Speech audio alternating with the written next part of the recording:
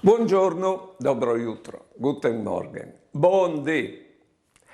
La storia dell'umanità è saltata fuori de Trinità che è anche mo sempre in vore a creare l'umanità, a salvare l'umanità, a santificare.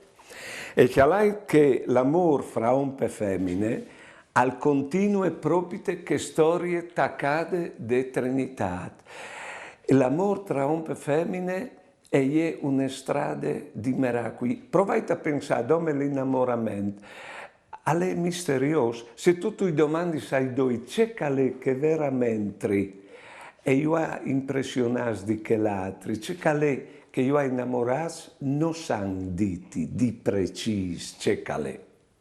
E dopo, quando nasce un frutto, provate a pensare che dal cur dal pari e de mari di quel frutto, al veniu l'amor di Dio, che l'amor che non schiappa c'è molto così, perché loro e chiappino il frutto c'è molto calè e non lo hanno scelto, lo hanno nome fatto, o migliore anche mo, lasciato fa.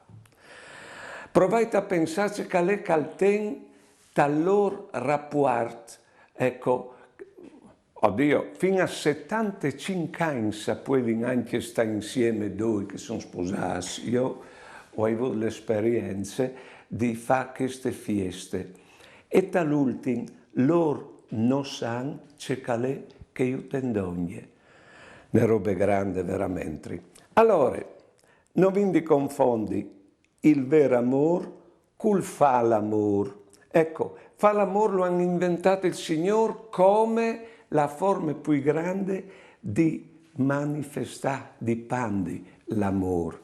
E attenzione, o torniamo sul religioso anche lì, perché fa l'amore al riguardo delle parole del Signore di consacrazione. Che chi è il mio quarto. Buone giornate e buone vite.